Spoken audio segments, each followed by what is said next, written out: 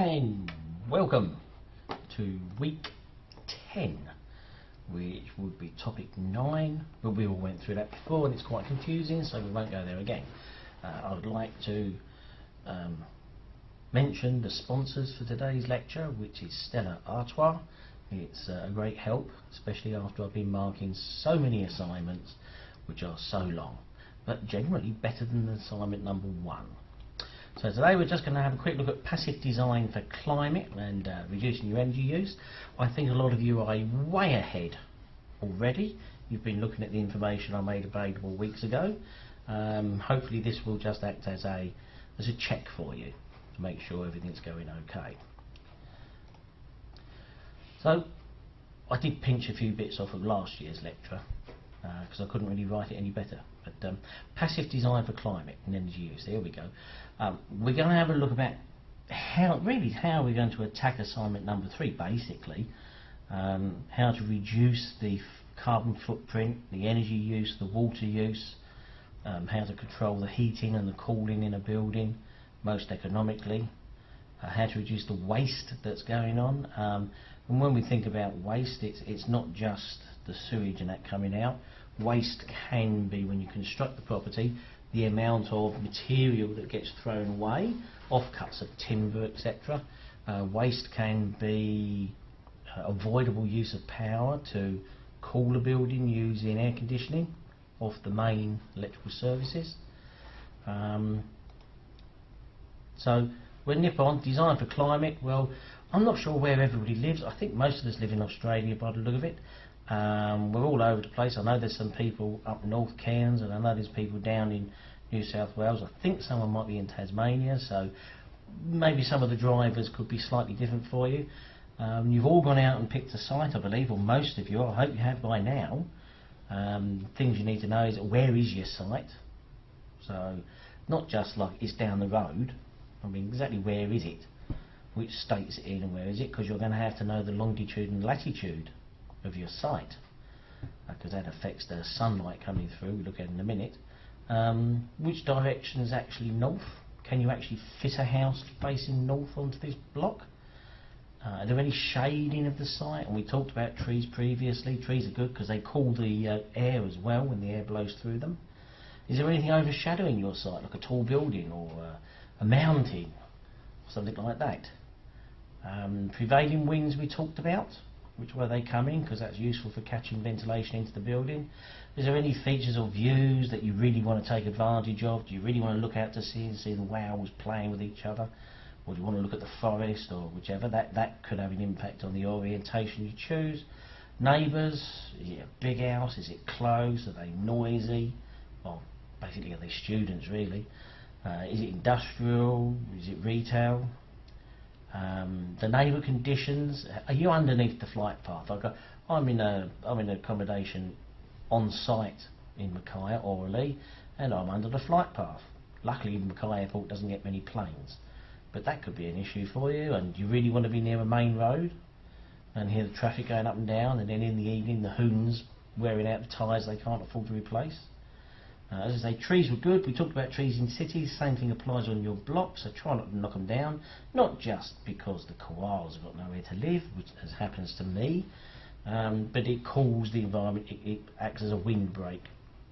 And are there any services nearby, or have you got to supply them all yourself? So you've got to get to know your site really well. And from some of the stuff I've seen so far, from a few people, they're going in the right direction.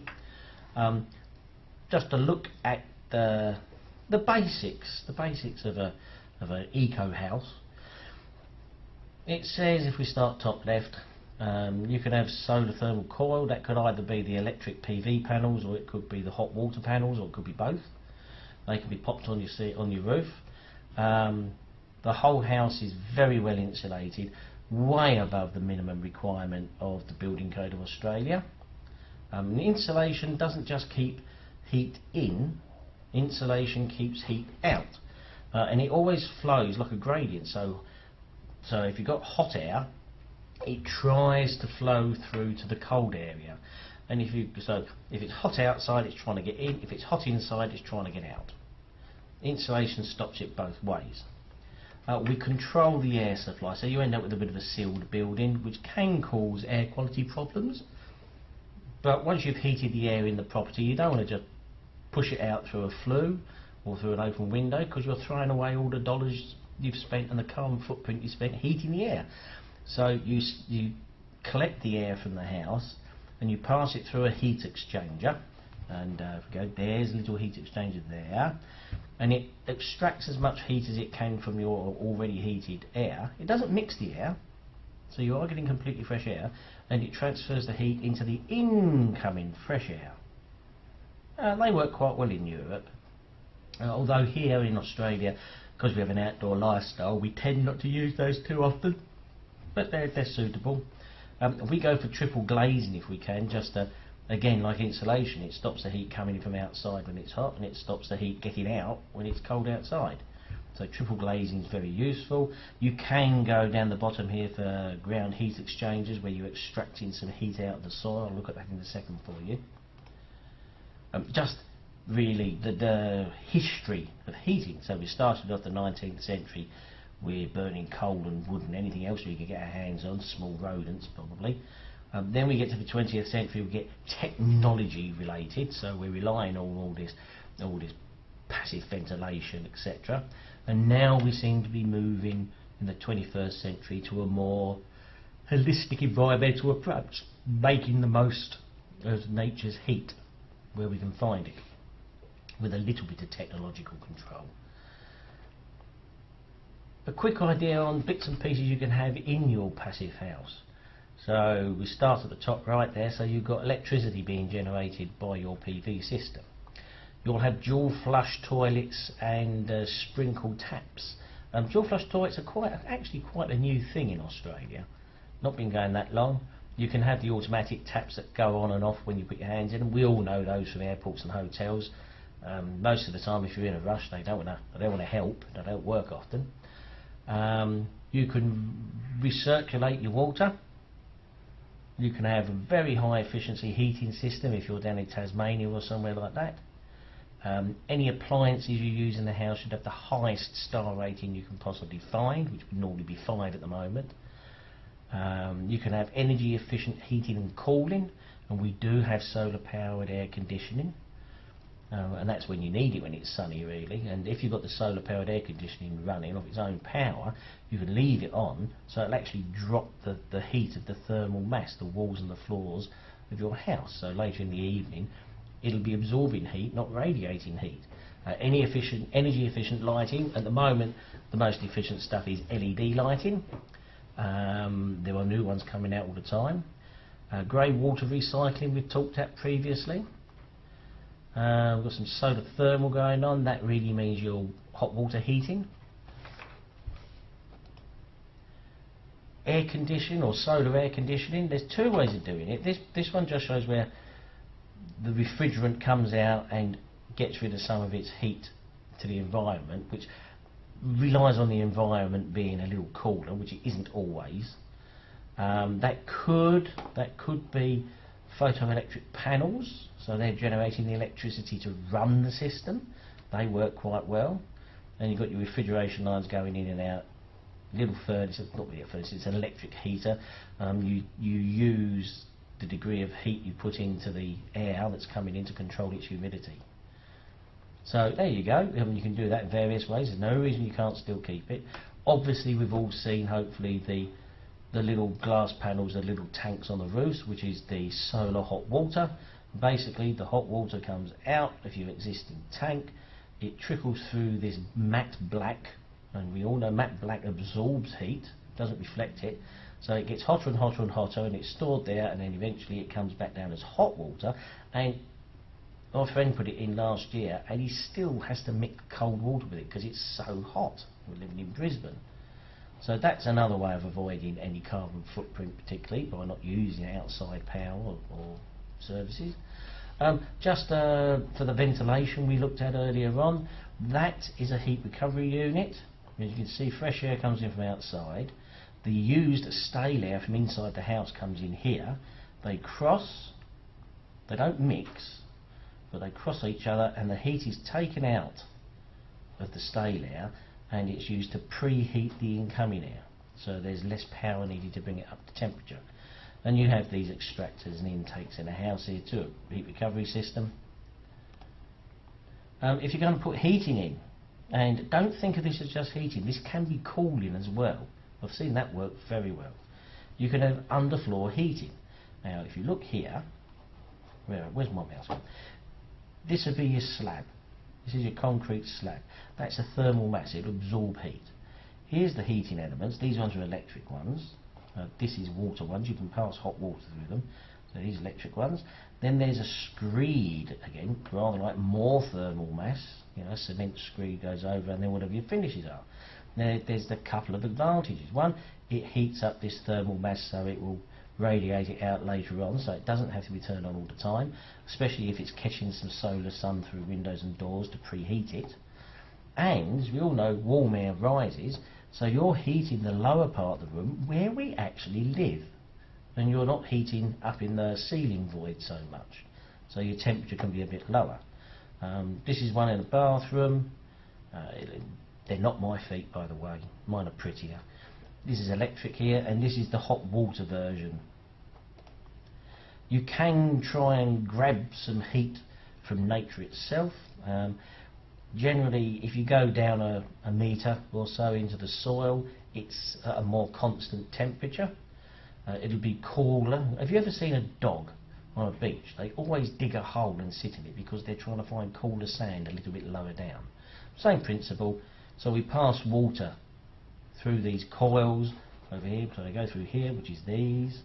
It comes in cold and it slowly picks up warmth from the soil and then comes out warm. Don't be thrown by the red colour. It won't come out boiling, but it's a free way of preheating water before you have to put it up to temperature. So that's a clever way. This is the heat pump here. Typical sort of heat pump sits outside. That could be solar run, especially if you've got batteries to store solar for the night. But as the previous lecturer and architect said, Australia likes the open plan look. We don't like to be sealed up like a northern European house. This is passive generally because the hot air rises and then goes out through the louver windows, and we bring cool air in through the front. Now this cool air is being brought in through trees, and as we noticed with the city a couple of weeks ago, trees cool the air slightly, so that works quite well for them. You've got to know climate, you've got to know how it works so you can work with it and control it as best you can. So the sites you've picked or are about to pick, in the northern hemisphere where I originally came from, we had to face everything south to get even the slightest hint of the sun. In Britain, down in Italy and south of France, they tended to get it fine, as you see. Southern hemisphere where we are at the moment, we have to face north for the optimal orientation. Plus or minus about 10 degrees, maybe 15 degrees. Don't forget magnetic north isn't true north, because magnetic north depends on the core of the earth and it's fluctuating all over the place, always has. So we want true north, and I'll tell you what that is later on. Which rooms need the most light because they need to face towards the sun? They're probably the lounge rooms, the craft rooms, that sort of thing. Bedrooms don't really need it. Open close to prevailing cool summer breezes and winter breezes, but you won't want the winter ones coming in. You'll want to keep them out, but you may want the summer breezes in. All countries, the whole globe is broken up like this, but obviously we're looking at Australia. I apologise if anyone is elsewhere. You can look the same thing up yourself on the internet for this, but it's dictating here, it's recorded exactly what the climate is in various areas. Now I live over, I think Brisbane's over here somewhere, so I'm hot humid apparently. I'm on the verge, somewhere between warm humid and hot humid, so I'm there somewhere. Mackay, where I'm actually working, is a hot humid. Now if you come down to say Tasmania, that's a cool temperate, that's very much like Northern Europe, and you get this nice temperate one round here. This cool temperate in the middle here, that tends to be the mountains, that's where we tend to go skiing. Hot, dry summers, cold winters. And you get a bit of desert here, Simpson Desert. Up here you get the hot, dry and warm winter. So there, and this is not the nice place to live up here, hot and humid. If you're looking at your BCA, your Building Control of Australia, looking at how to build things and what beams to use and what insulation you need, it will make reference to this map. This is from the Building Code of Australia, and it's broken Australia up into climatic zones. So some of the zones here, if you've got the white one, zone 8, it'll be concentrated with a bit of insulation to keep it warm, and also the structure of roofs and that to support snow loading. But of course, when you come up here, you don't have snow loading, so you're more into the termite territory and the humidity and trying to keep it cool. So you have to look on here to see what zone you're actually in. There's Brisbane. Brisbane's in zone number 2, and Mackay is only just in zone number 2. Now this bit here is interesting.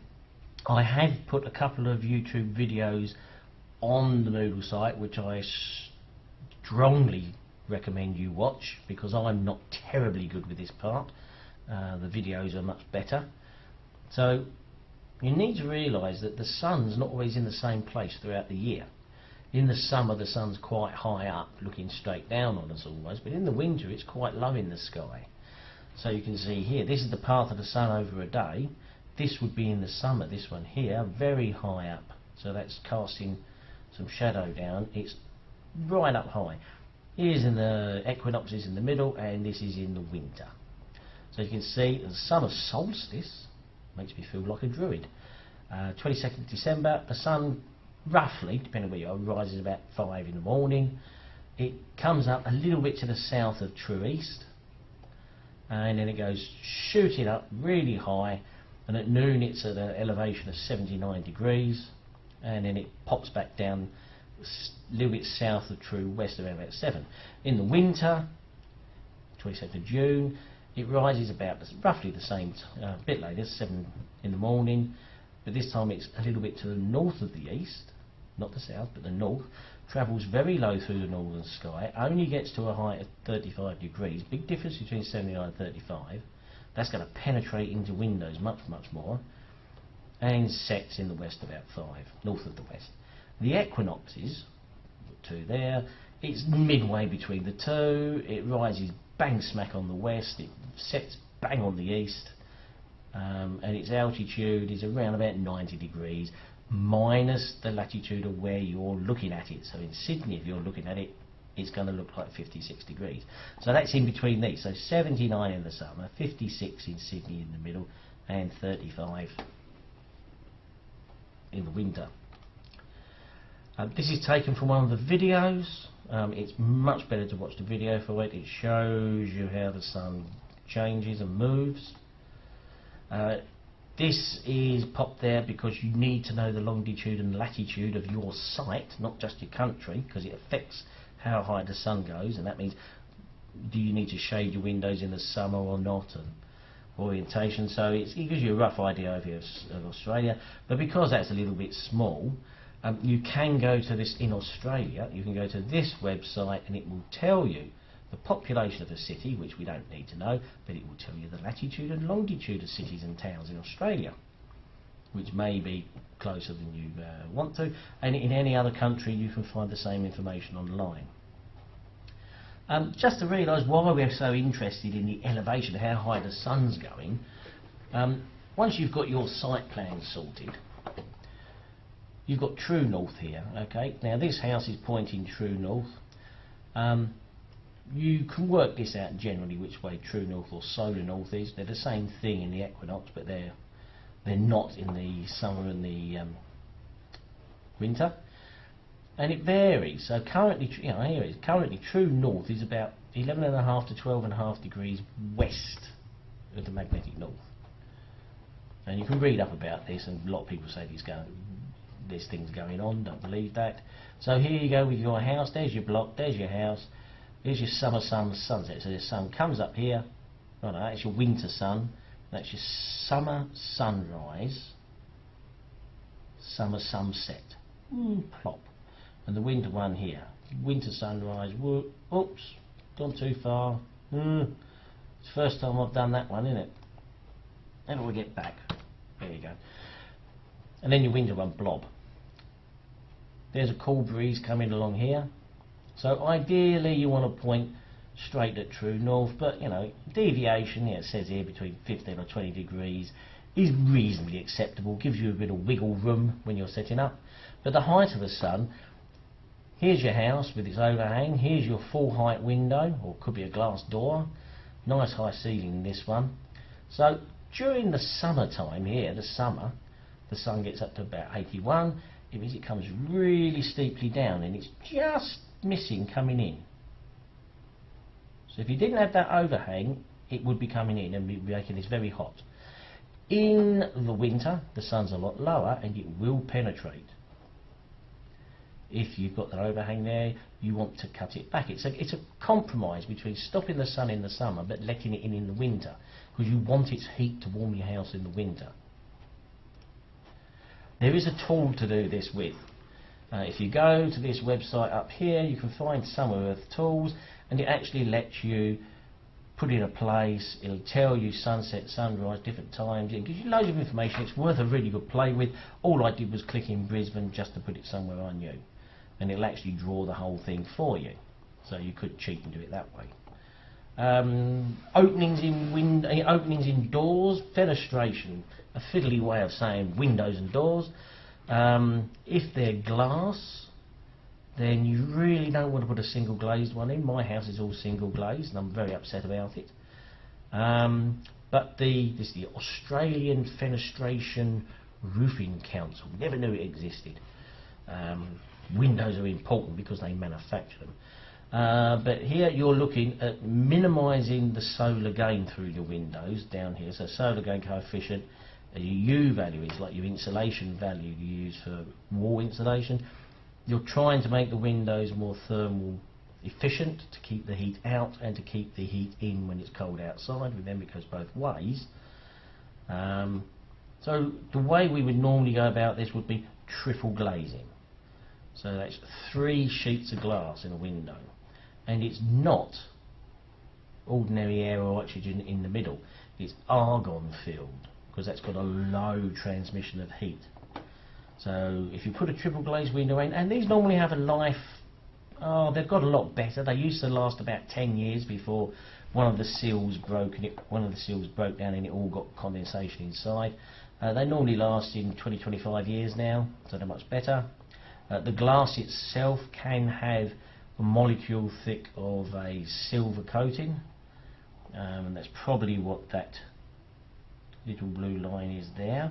So on the outside, the sun comes in, blop, blop, blop, it starts to filter out the longer wavelengths, which is the infrared, which gives the heat, and it's letting through the shorter ones. And when it's cold outside, it doesn't let the cold through, and this works both ways. So this could be, in a hot climate, the other way, and it'll keep the heat out. So from the room it bounces the heat back, and from the outside it keeps the cold out, but that will work the other way round. So triple glazing, very good. We've got a nice good solar gain factor there, so saves you a lot of heating, or a lot of electricity to heat and cool. Solar gain coefficient, it's the percentage of sunny heat energy, direct radiation from the sun, that gets through the windows and doors in standard summer conditions. A lower value indicates less heat entering the building. So if you're looking into some products and that, because you have to pick a few, then you're looking for lower ratings to do this. The U value, it's the heat loss or gain, so it's the opposite. This is keeping it in the house or out. It's measured in watts per square metre, and the lower the U value, the better its insulation. Visible light transmission, you can have the best windows in the world. You can go and get one of these companies to put reflective tints on your windows, but they all reduce the amount of light that gets in. My house has this problem to a degree, where our lounge room is very dark, which means we have to turn quite a lot of lights on to do anything, to be able to read a book, or for my wife to crochet another toy guinea pig. So you need to know the variable light transmission to get enough light in there so you don't use lots of power to compensate. And the visible light transmission, it's the amount that gets through the product. Notice it includes reflected light. So if you've got darkish surroundings outside, that will reduce the reflectance. But if you've got white pebbles or concrete or something like that, it will reflect a lot. Just a quick oversight just here, so we've got heat's absorbed by the slab during the day, and we want that to happen in the winter but not the summer. So we want in the winter that to get warm because it gives the heat up later on. You can put shades over the windows just to try and stop the sun getting into the windows in summer. So it's the winter sun that's getting through here. We've got good roof insulation in the ceilings to protect you here. We're avoiding the hot summer winds by having little tiddly windows on that elevation because you knew where the wind was coming from. We really insulate the walls well. And again, the same thing, we're using the trees, we've kept it on site, that will provide shade. It will also cool the breeze coming through it. So keep the trees as best you can. They talk about deciduous trees that drop their leaves in the winter to let more sun through. I honestly don't see many of those around Australia particularly. Down south I'll find them. So a bit of a red herring I think up north. Here's your overhangs, your eaves overhangs here. You can actually calculate. What they've done here is they've used it to, they've found out where the sun's going to come in with that eaves, and instead of taking the window all the way down, they've built a wall. So it's hitting the top of the wall and it's not coming through if that was a full height glass. And externally you can use those architectural features we keep seeing sticking out. They can provide shade onto a window at the right times of the year when designed properly. Shading your windows is a pretty good thing to do, so you can have awning blinds, they're quite nice. Roller shutters, well, it might be like being in a prison, but people like them. Now we're coming back to fortress mentality, I suppose. You can have hoods over the top of them here, vertical slats. I mean, there's loads of ways you can do it. You can have these, I've had these put in my house on the inside, these things, and they're fantastic. And they're white, so they reflect lighting when it's a bit dark. Looking a quick bit at the assignment, just a bit of one here. So question number 1, and I know a lot of you have already done this, there's site planning to consider. Choose your site, any block of land, could be where you live, preferably where you live so you can go and look at it properly. Make sure you've got access to it. You need to tell us in the assignment, tell me its exact location, its town and its city, its longitude and latitude, the state, whether it's an urban or a rural one, on a coast, what its altitude roughly, is it up a hill or down a mountain, or, now that doesn't work, does it? But I need to know all of that in the assignment because then I can't make a judgment on what you've done. You need a site analysis in accordance with what we talked about 2 weeks ago. At least one ID photo from the street, maybe a couple more. Relevant issues for the analysis, record them on, you can record them on a pad when you're out there, but I don't mind if you type it up as a table or something. Check out your sediment control. So you know what you have to do during construction, don't clog everything up. We talked about this a little bit earlier on. We need to know what the slope of your block is, so a few contours maybe. You can do that fairly simply by holding a straight string down the site and just taking offset measurements to the ground level. Read the environmental design guidelines. I've actually put most of those onto the Moodle for you, and there's a bit about it now. So you should be well ahead on that one. When we get to the actual design and the energy use, most important, figuring out the orientation of your house. Now those house plans have been given to you. You can't really change the external wall configuration, but you can swap the rooms around inside, because I know some people have got blocks where they can only orientate the house 1 or 2 ways, and then they want to swap the rooms over. I don't mind you swapping the rooms over as long as you tell me you've done it, because it's a valid way to go about it. So you've got 3 plans. Pick the one that best suits it, but I'll let you flip around the rooms a bit. Orientate it to suit the passive design of wherever your thing is. You can mirror reverse the plan if necessary, so you can flip it. I'm letting you move the rooms around, so it says here you can name the rooms best suited. Locate your fenestration, your windows and doors. Dot in the outline of the roof showing your eaves overhang, so I'm going to have the plan of your house and a dotted line just around the outside that shows me your eaves, and annotate it's like 600 mil or something. That's quite useful. identify your cross ventilation, a nice blue line or something with an arrow on it showing me which way it's actually going to go, so I can see what's coming through your windows and doors. Do that on your floor plan. Rooms, you can plan and shift them around a little if you need to. Question 3, the building materials, sustainable services and waste management, blah blah blah. You need to specify what you think is the ideal structure. Is it going to be timber clad? Is it going to be brick? Whatever you're going to use. You've got to have a good argument to support your choice. Think about insulation and specify it. Think about the external wall type. What type of roof? What type of roofing material? I mean, is it ecological, the material you're using? Is it environmentally supportive? Consider using recycled building materials if you can get hold of them. Bear in mind that if you're looking at cladding for lightweight walls and your internal walls are lightweight, they don't have a large heat mass. They will not store heat or store coolness for very long. Solid structures are better for that.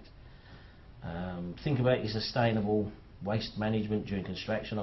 Don't throw away too much material. Think about solar power, solar hot water heating, grey water use. Think about all of those if they're possibles for you. I don't know why I've got that one twice. Insulation, just to go the role of insulation. Really, I want you to find out for your house what's the mandatory insulation value, called an R value. It'll be in the BCA, the Building Code of Australia. It'll be in that, and that's available through the library. It varies depending where you are in Australia. I want you to tell me what that is for your area. But remember what I said earlier on, they're a minimum requirement. You may want to increase it. I'm not saying you have to, but it's your choice, because there's always a balance between effectiveness, outcome and the cost. And if you've got any questions on this, put them on the Q&A, don't email them to me, Q&A. I'll leave you with one of my photos again. This is a Saffron Walden. This is Saffron Walden in I think it's in Essex, back in Britain. It's a lovely little partly cracked frame.